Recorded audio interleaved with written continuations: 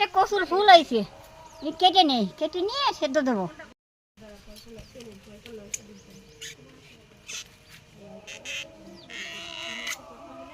এই কচি ফুলটাই ভালো হবে, সেদ্ধ দিয়ে কাঁচা লঙ্কা দিয়ে মাখিয়ে ভাত খাবো।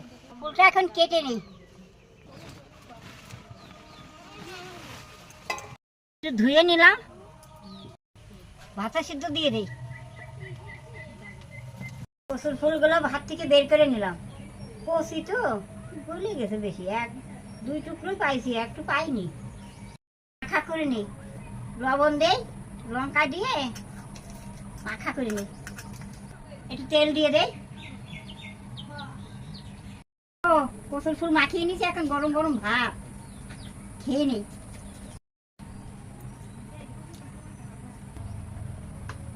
খুব ভালো হয়েছে, খুব।